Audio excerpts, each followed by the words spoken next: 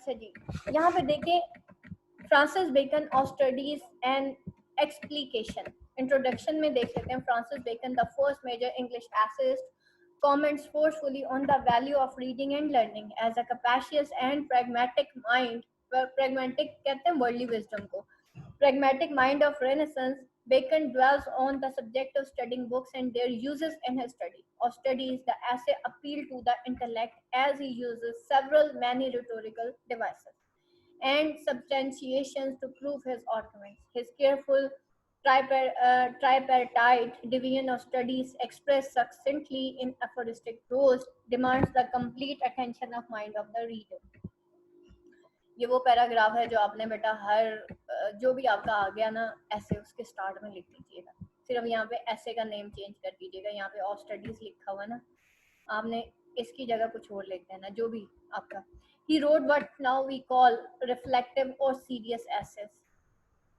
They are short pieces dealing with philosophical ideas filled with aphorism and putting forth a personal view, but expecting reader to accept his ideas, recognize their validity. Some of his works are of truth, of death, of adversity, of envy, of love, of friendship, of nature in men, of building, of garden, of studies. The last, which is probably his best known. Bacon's essays are serious thinkers sharing of highest ideals. The very titles of his essays suggest that he was a great thinker and induced the reader into deep contemplation.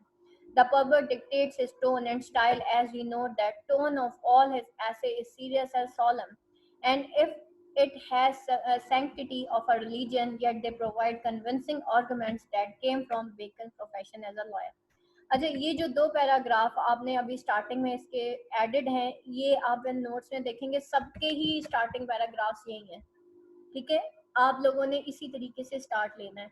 जब भी हम ऐसे लिखते हैं ना bacon ऐसे, उससे पहले बेकन का इंट्रोडक्शन और उसका राइटिंग स्टाइल के बारे में बताना होता है. ये जो दो पैराग्राफ्स हैं ये किसी भी क्वेश्चन को के इंट्रोडक्टरी पैराग्राफ को मोल्ड करके आप उसमें ये वाले दो पैराग्राफ्स ऐड कर सकते हैं. उसके बाद समरी एंड क्रिटिकल अप्रिसिएशन देखते हैं. He instigates that studies serve us by giving us pleasure, by assisting us with self improvement and enhancing our capability in profession. He considers the evil of excess studying. ठीक है, वो consider करता है evils of excess studying as over reading leads to laziness, vanity and precocity.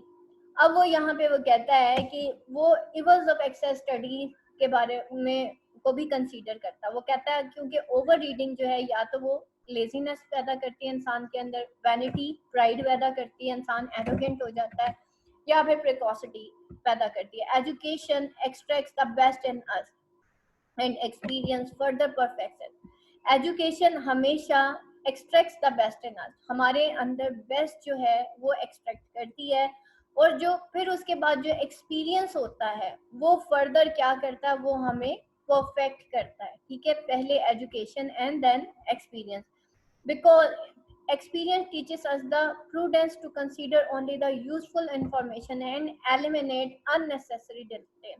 क्योंकि ये जो experience होता है वो हमेशा हमें टीच करता है prudence to consider only the useful information, कि हम यूजफुल इंफॉर्मेशन को सिर्फ कंसीडर करते हैं और एलिमिनेट कर देते हैं फिर हम अननेसेसरी डिटेल्स को. Actually education and then experience, अगर इंसान के पास एक्सपीरियंस ना हो तो फिर वो कुछ नहीं कर सकता. ठीक है, आफ्टर रीडिंग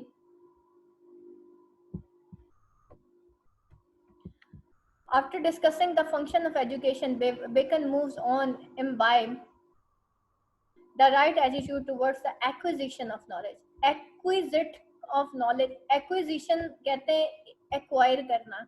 acquire हमेशा सोसाइटी से होता है. ठीक है, एक होता है लर्निंग होता है. ठीक है, जैसे हमने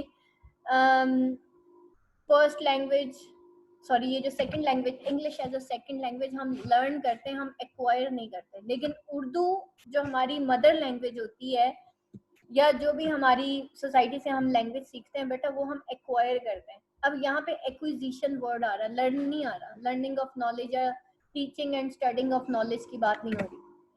एक्विजिशन ऑफ नॉलेज, वो नॉलेज जो कि हम एक सोसाइटी से एक्वायर करते हैं. तो बेटा एक्वायर और लर्न करने में फर्क होता है. ठीक है, तो वो कहता है, वो डिस्कस करता है function of education Bacon moves to imbibe the right attitude towards acquisition, वो नॉलेज जो कि हम सोसाइटी से एक्वायर करते हैं. Cunning people dislike reading, as knowledge might teach them those lessons that might be inimical or contradictory to their self-interest. Cunning people क्यों dislike करते हैं रीडिंग को? क्योंकि वो उनके सेल्फ इंटरेस्ट के ऑपोजिट होता है. ठीक है, बाज औकात आप देखें ना, आप किसी को सीधी बात बताएं ना, वो कहता भाई इस तरह की बातें मुझे ना बताया. द रीजन उनके सेल्फ इंटरेस्ट बेस नहीं होते. हमें सिर्फ उतना नॉलेज हम इस्तेमाल करते हैं जितना हमारे सेल्फ इंटरेस्ट बेस होता है, उसके अलावा हम नहीं करते. And they are too rigid to change themselves, और वो इतने ज्यादा रिजिड होते हैं कि वो उसको अपने हिसाब से चेंज करते हैं. जैसे हमें देख लेना, हम कुरान की किसी आयत को किस तरीके से ले लेते हैं, जितना मर्जी एब्जॉर्ब कर लो, जितना मर्जी छोड़ दो, ऐसे करते हैं. बस जो हमारे फायदे की चीज है, बीवी है तो सिर्फ उसको बीवी के हकूक पता है, शोहर के नहीं पता. हालांकि बीवी को शोहर के पता होना चाहिए. शोहर को शोहर के ही पता है हकूक, बीवी के नहीं पता. है कि नहीं है? अपने फायदे की चीज निकाल ली, दूसरे की छोड़ दी. माँ को सिर्फ ये पता है माँ के हकूक क्या है, उसको ये नहीं पता मेरी औलाद के क्या हकूक है. उसको ये पता है क्योंकि मैं माँ बन गई हूँ इसलिए मेरे पैरों के कदमों तले जन्नत आ गई, अब मैं अपने बच्चों को जो मर्जी कर सकती हूँ. मेरा दिल करे मैं उनको डे केयर में छोड़ दूँ, मेरा दिल करे मैं उसको घर में दादा दादी के हवाले कर दूँ, मेरा दिल करे मैं उनको घर में अकेला छोड़ दूँ, मेरा जो दिल करे मैं वैसे कर लूँ, है ना. तो जब हम पेरेंट्स बनते हैं तो हमें पेरेंट्स के हकूक पता होते हैं, हमें पेरेंट्स के फराइज नहीं पता होते. ये एक बहुत बड़ा डिलेमा है. तो जो कनिंग पीपल होते हैं वो हमेशा अपने सेल्फ इंटरेस्ट बेस्ड नॉलेज के ऊपर ज्यादा, यानी कि जो मेरा फायदा मैं वो हासिल कर लेती हूँ, बाकी मैं छोड़ देती हूँ. हम फराइज नहीं पढ़ते, सिर्फ हमें हकूक ही पता अपने अपने, है ना. डिस्टिट्यूट पीपल एडमायर एजुकेशन, इसी तरह डिस्टिट्यूट पीपल जो होते हैं वो एडमायर करते हैं एजुकेशन को as possessing it a goal for them. However, the right approach towards studies is to adopt. जबकि राइट पर्पस क्या है स्टडी का? हमने अडॉप्ट करना होता है स्टडी को. हमने जो एजुकेशन है उसको अपनी लाइफ के अंदर अडॉप्ट करना होता है and comply with it, which can be possible only after observation and experience. और उसको कंप्लाई करना होता है, उसके साथ हम कंप्लाई करते हैं, जो कि पॉसिबल होता है after careful observation and experience. बेटा इस चीज को जरा गौर से पढ़िएगा, ये बहुत उसने गहरी बात की हुई है. देखें, आपका स्टडी की तरफ राइट अप्रोच क्या होना चाहिए कि आपको अडॉप्ट करना है सबसे पहले और फिर उसको कंप्लाई करना. ठीक है, आपने डिफरेंट बुक्स पढ़ी, आपने इंग्लिश लिटरेचर पढ़ लिया, आपने कुरान पढ़ लिया, आपने अहादीस की किताबें पढ़ी, आपने मैथ्स पढ़ा, आपने साइंस पढ़ा, ईच एंड एवरीथिंग पढ़ी. जब हमारे पास इतना नॉलेज हो जाता है तो पॉसिबली हम अपनी लाइफ के अंदर आके उसको एक्सपीरियंस करते हैं. सबसे पहले हम उसको ऑब्जर्व करते हैं एंड देन हम उसको एक्सपीरियंस करते हैं. ठीक है, तो हम उस नॉलेज को अडॉप्ट कर रहे हैं, लेकिन just for the sake of degree. जैसे मैं हमेशा, आप नॉर्मली आपने नोट किया होगा कि मैं एंड पे आपसे पूछती हूँ बेटा इस किताब से आपने क्या सीखा. ठीक है, इस किताब से आपने क्या सीखा. बहुत सारी अच्छी बातें हर किताब के अंदर 70% बातें अच्छी होती हैं. तो आपने इस किताब से क्या सीखा, यानी कि आपने इस किताब से अडॉप्ट क्या किया. ठीक है, क्या आपने खाली डिग्री में अच्छे नंबरों में पास हो जाना है, डिग्री ले लेनी है, या there is something you have absorbed for your whole life and you have observe. आपसे समराइज करवाने का मकसद क्या है? आप वो बोलते हैं जो आपके दिल को भाया होता है. ठीक है, जो आपके दिल को लगा हुआ होता है ना सेंटेंसेस, वो आपके दिमाग में रह जाते हैं, बाकी सब फिल्टर आउट हो जाते हैं. जब आप टेक्स्ट पढ़ते हो या सुनते हो तो सिर्फ उतनी चीज जो दिल को भाती है ना बेटा, वो दिमाग के अंदर रह जाती है, वो मेमोरी का पार्ट बन जाती है, बाकी सारी मेमोरी रिमूव हो जाती है. अब देखिए, डिफरेंट स्टूडेंट्स ने डिफरेंट समराइज किया ना, इट मीन्स कि उनको जो समझ आई, जो उनके दिल को लगा, उन्होंने वो बोल दिया.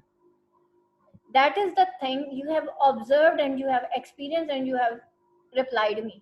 ठीक है, तो adopt किया आपने, उसको comply किया, whether you have observed it and then you have experienced and then you have answered me. ठीक है कि मैम ये इस तरह से था. फिर बेकन कहता है, एडवाइस करता है, to acquire knowledge neither to argue or attack. कि हमने नॉलेज इसलिए नहीं एक्वायर करना होता कि हम आर्ग्यू करें या हम अटैक करें। नॉर्मली लोग महफिलों में बैठ के जो है इसलिए बहुत ज्यादा बोल रहे होते हैं कि उन्होंने आर्ग्यू करना होता है या अटैक करना होता है, not to deliberately display it as a jewellery. ना मैंने दुनिया को बताना है कि मैंने एमए इंग्लिश लिटरेचर कर लिया, but to train the mind to be logical and sensible. हमने सेल्फ ग्रूम करना होता है अपने आप को, हमने अपने माइंड को ट्रेन करना होता है to be logical and sensible. किसी को बताने की क्या जरूरत है कि मेरे पास कितनी डिग्री है। जब आप लॉजिकल एंड सेंसिबल बिहेव करते हैं तो तभी आप एक एजुकेटेड मैन कहलाते हैं, ना कि आपके पास 4 डिग्रियां हैं और आपको ये भी नहीं पता कि किसी से बात कैसे करनी है। ठीक है, एमफिल होना, मास्टर्स होना, पीएचडी होना बहुत बड़ी बात नहीं है, ये तो सभी हैं। कितने लोग हैं आजकल, एजुकेशन का लेवल देख लेना, परसेंटेज देख लें एमफिल्स की कितनी है। एमफिल्स की इस वक्त परसेंटेज 60% जा रही है जनाब एजुकेशन में, लेकिन लॉजिकल एंड सेंसिबल कितने, 2%, 1% और 0.5%। तो असल में एजुकेटेड पर्सन वो है जो कि लॉजिकल और सेंसिबल है। That is not the PhD, that is not the MPhil and anyone. ठीक है, तो he divides the book into 3 categories. उसने डिवाइड किया बुक्स को 3 कैटेगरीज में। दोस्त to be read in parts. मुझे अभी भी याद है स्टार्टिंग में ये एजुकेशन से रिलेटेड लोगों को अपनी एजुकेशन पे इतना नाज होता है।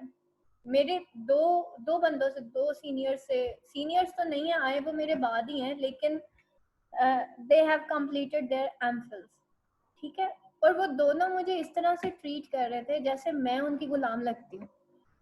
एक ने मुझे मैसेज किया, जी आप अपने ग्रुप में मेरी पोस्ट क्यों नहीं अप्रूव कर रही। रमजान के दिन थे एंड आफ्टर दैट मुझे उन्होंने कहा कि जी आप मुझे अपने ग्रुप से रिमूव कर दें। मैंने वही उनको रिप्लाई भी नहीं किया। मैंने ऐसे लोगों को जवाब देना भी मैं मुनासिब नहीं समझती। और दूसरा एक और एमफिल हैं सर, मैं उनके नाम नहीं लूंगी, उन्होंने मुझे विदाउट मेरी परमिशन मुझे कॉल्स करनी शुरू कर दी फेसबुक के ऊपर। और मैं नॉर्मली जो है लेक्चर पे बैठी हुई होती थी तो मैं लिखती थी टाइप जल्दी जल्दी on lecture. One should know, one should behave at first उनको ये पता होना चाहिए कि आप एक खातून से बात कर रहे हैं, एटलीस्ट आप उससे अपॉइंटमेंट ले लें, टाइम ले लें कि आप किस टाइम फ्री होंगी, क्योंकि इस वक्त सबको पता है कि मैं कितनी बिजी हूँ।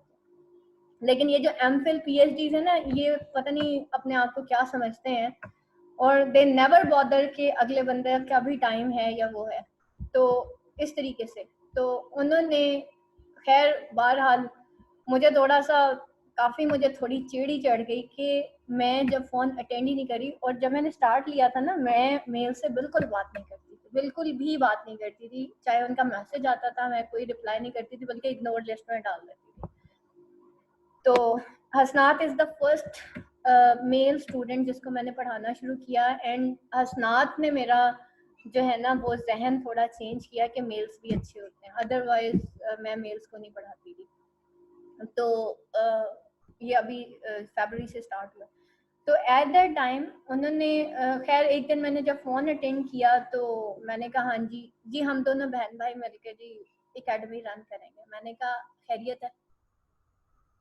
तो मतलब even he said to me कि why have you not replied me. तो मैंने कहा I am not supposed to reply, simple is that.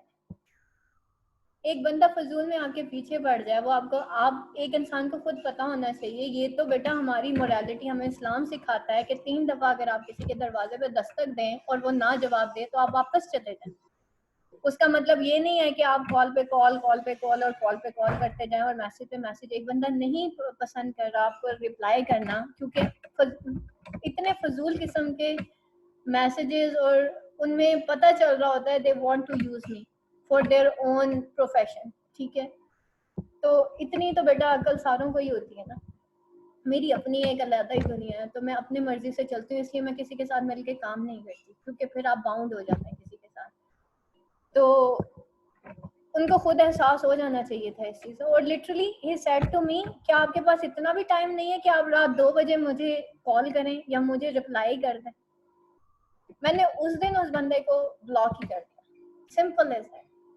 ये उन एमफिल्स एंड पीएचडीज की बात कर रही हूँ जिनको ये नहीं पता कि अगर ग्रुप से उन्होंने रिमूव भी करना है तो क्योंकि मैं एडमिन हूँ उस ग्रुप की, तो वो और मैं उनको बता रही हूँ कि जी रमज़ान है, मैं ग्रुप्स में नहीं आ रही जी, बाकी एडमिन किधर है, तो फिर क्या मेरी पोस्ट अप्रूव नहीं होंगी, ये नहीं होगा, वो नहीं होगा। और क्या था, उनके 2-4 एड्स थे और कुछ भी नहीं था उसमें, कोई स्टूडेंट्स के बेनिफिट की कोई बात नहीं थी उन पोस्ट के अंदर। तो बेटा आपका सेंसिबल और लॉजिकल होना ज्यादा इम्पोर्टेंट है बजाय इसके कि आप एमफिल पीएचडी हो के आप मोरालिटी भूल जाएं। आपको ये पता चला, आपको जेंडर डिस्क्रिमिनेशन खत्म हो जाए, आपको ये भूल जाए कि ये खातून है और मैं मर्द हूँ, या फिर आपके लिए आपके अपने जो प्रोफेशन है वो इतना इम्पोर्टेंट हो जाए कि आप हर किसी को उसमें रगड़ रहे हैं। तो इस वजह से जो बेटा आपके जो इवन मेरे उस्ताद क्या करते थे कि हर उस्ताद उस्ताद नहीं होता, उस्ताद कोई कोई होता है। ये मेरे उस्ताद ने ये बात मुझे समझाई थी। उस्ताद ना तो डिग्री से बनता है बेटा, ना किताबें चार्ट लेने से बनता है। बहुत सारे लोग वो मुझे बड़ी बातें कर रहे होते हैं, हमने जो इस्लाम का ये क्या कहते हैं इकबाल का फलसफा भी पढ़ा हुआ, लेकिन जब वो बिहेव करते हैं वहां से पता चलता है वो सिर्फ पढ़ा ही हुआ है, वो सिर्फ चाटा हुआ है, वो एब्जॉर्ब नहीं हुआ अभी। वो सिर्फ किताब नाम की पढ़ी थी कि जी इस इकबाल का फलसफा पढ़ा था। मैंने इकबाल का फलसफा बेटा लिटरली मैंने डिटेल से नहीं पढ़ा, लेकिन मैंने उनके जितने अशार पढ़े हैं ना दिल को लगे, ठीक है, एब्जॉर्ब किया उसको। तो बेटा आप बेशक एक लाइन पढ़ें, उसको एब्जॉर्ब जरूर करें, और यही चीज आपको लॉजिकल और सेंसिबल बनाती है। You have to behave logically and sensible, ठीक है। He divides the book into 3 categories: those to be read in parts like dictionary, law books; those to be read entirely out of necessity; and those to be read with care, diligence and sincerity, holy books. Certain books are to be read out of necessity in order to support an argument or to solve problem. अब वो कहता है वो 3 categories में किताबों को divide कर देता है, जो कि कुछ ऐसी किताबें जो कि पार्ट्स में पढ़ी जाती हैं जैसे डिक्शनरी होगी, लॉ बुक्स हो गई, कुछ ऐसी होती है जो एंटायरली आउट ऑफ नेसेसिटी पढ़ी जाती हैं, और कुछ ऐसी होती है जिनको बहुत केयर, डेलिजेंस और सिंसियरिटी से आप पढ़ते हैं, जैसे होली बुक्स होती हैं, ठीक है। रिलीजन को आप बहुत केयर, डेलिजेंस और सिंसियरिटी के साथ पढ़ते हैं। Certain books are to be read out of necessity in order to support an argument. कुछ किताबें इसलिए होती हैं क्योंकि हम किसी आर्गुमेंट को सपोर्ट करने के लिए वो किताब पढ़ रहे होते हैं, और टू सॉल्व अ प्रॉब्लम, या कोई प्रॉब्लम होता है उसको सॉल्व करने के लिए हम उसको निकाल लेते हैं। But these book do not serve humanity at large. इस तरह की जो किताबें होती हैं जिनमें आर्गुमेंटेशन होती है या सॉल्व अ प्रॉब्लम होता है बेटा, वो ह्यूमैनिटी को एट लार्ज सर्व नहीं कर सकते। Otherwise a good book is like filtered water. एक किताब जो अच्छी किताब होती है वो फिल्टर्ड वाटर की तरह होती है, that attracts and serves people irrespective of their culture, caste और creed। ऐसी किताबें जो कि गुड बुक्स होती हैं वो फिल्टर्ड वाटर की तरह होती हैं, जो कि अट्रैक्ट करती हैं, सर्व करती हैं लोगों को irrespective of their culture, caste और creed, ठीक है। वो होती हैं असल में किताबें जो कि फिल्टर्ड वाटर की तरफ होती है, साफ शफाफ पानी की तरफ होती हैं। To attain knowledge and to sustain it is a challenge। Attain करना नॉलेज को और उसके बाद उसको सस्टेन करना। हम कुरान क्लास में जाते थे, हमारी टीचर हमें एक बात कहती थी कि बेटा कुरान पढ़ना आसान है, आप तर्जुमा तफसीर भी कर लेंगे, लेकिन उसको सस्टेन करना बड़ा मुश्किल है, क्योंकि कुरान ऐसे बोलता है जैसे हदीस में है कि ऊंट रस्सी दौड़ा के भागता है। आपने आज छोड़ा, आपको आज ही भूल जाएगा, आपको दुनियावी किताबें नहीं भूलेंगी बेटा, कुरान भूल जाएगा, अहदीस भूल जाएंगी अगर आप उसको बार बार रिपीट नहीं करेंगे। अगर आप उसको बार बार पढ़ेंगे नहीं और पढ़ाएंगे नहीं, आपको भूल जाएगा, ठीक है। तो बेटा नॉलेज को गेन करना आसान है, उसको सस्टेन करना मुश्किल है, ठीक है। तो reading is the first step to gain knowledge as it shapes our personality, interaction sharpens our communication skill, we learn to exchange knowledge, amends or enrich it. Writing is of supreme importance as with writing comes perfection। सबसे पहले reading जो कि इंसान की personality को shape देती है, interaction sharpens our communication skill. आप लोगों को डेली मैं कहती हूँ बेटा बोलिए, इससे आपके कम्युनिकेशन स्किल्स एनहांस होंगे। कल को कभी इंटरव्यू देंगे ना तो कभी याद आऊंगी मैं कि मैम आसमा ने हमें इतना कॉन्फिडेंस दिया था, और ये ज़रूरी होता है स्टूडेंट के लिए। As we learn to exchange knowledge. अभी आप लोग क्या कर रहे थे, आप अपना नॉलेज एक्सचेंज कर रहे थे, अमेंड्स इट और एनरिच इट, या तो हम उसको अमेंड कर रहे होते हैं या हम उसको एनरिच करते हैं। फिर राइटिंग जो है वो सुप्रीम इंपॉर्टेंस है, उसके बाद में आपके टेस्ट लेती हूँ, आपको असाइनमेंट्स देती हूँ। As with writing comes perfection, writing से ही परफेक्शन आएगी। जो बच्चे राइटिंग नहीं कर रहे बेटा गड़बड़ करेंगे आप एग्जाम्स में, बता रही हूँ मैं। Through writing we not only permanently lock the information with us, हम लॉक कर लेते हैं इंफॉर्मेशन को अपने अंदर, but are also able to contemplate and add our own opinion और इंटरप्रिटेशन टू इट। आप राइटिंग करते हैं, आप असाइनमेंट बनाते हैं, आपको मैं कहती हूँ right it in your own words, आप उसको खुद इंटरप्रेट करते हैं। Therefore, if a person writes less, he needs to have a great memory to be able to recall each and everything done. आप कहते हैं ना मैम मेमोरी नहीं है, तो मैं आपको कहती हूँ राइटिंग किया करें, लिख के याद किया करें, 5 vocabulary words लिखा करें। If he communicates less, he must have extraordinary wit and intelligence to able to create a rapport. तो अगर वो कम्युनिकेट कम करता है तो उसके पास एक्स्ट्रा ऑर्डिनरी विट और इंटेलिजेंस होनी चाहिए to be able to create wrapper. But if he reads little he will have to use extreme cunningness to disguise his ignorance. और अगर वो जो है कम जो है वो रीड करता है तो उसको उसके क्या होना चाहिए, एक्सट्रीम कनिंगनेस होना चाहिए ताकि वो अपनी इग्नोरेंस को डिस्गाइज कर सके। नॉर्मली आप देखें जिन लोगों के पास इल्म की कमी होती है ना, शऊर की कमी होती है, वो अपने आप को ड्रेसअप करने में लगे रहते हैं, जूतों में और कपड़ों में, और अपने आप को आउटर पॉलिश करने में लगे रहते हैं। उसकी रीजन क्या होती है, अंदर कुछ नहीं होता। आप हमेशा याद रखिएगा एक एजुकेटेड और लर्नड पर्सन ना वो बहुत सिंपल नजर आएगा आपको। द रीजन उसका अंदर इतना खूबसूरत है, उसको आउटर अपने आप को इतना खूबसूरत बनाने की जरूरत नहीं पड़ती। उसको नहीं मैटर करता कि मैं आउटवर्डली कितना खूबसूरत लग रहा हूँ, एक्चुअली उसकी पर्सनैलिटी ही शाइन कर रही होती है। आपकी पर्सनैलिटी बेटा आपके जूते कपड़ों से नहीं शाइन करती, आपकी पर्सनैलिटी आपकी बातों से, आपकी सोच से, आपकी विजडम से, आप किस तरह से बिहेव करते हैं वहां से शाइन करती है, जूते कपड़ों से नहीं शाइन करेगी।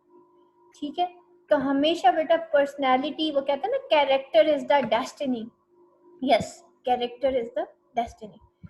तो वो एजुकेशन जो है वो आपका कैरेक्टर बिल्डअप कर। तो speaking with study should include reading which gives depth. सीरत कोई Studies should include reading which gives depth, speaking which adds readiness to thought and writing which train in preciseness. Studies जो है include करती है reading को जो कि depth देती है, speaking which add reading to readiness to thought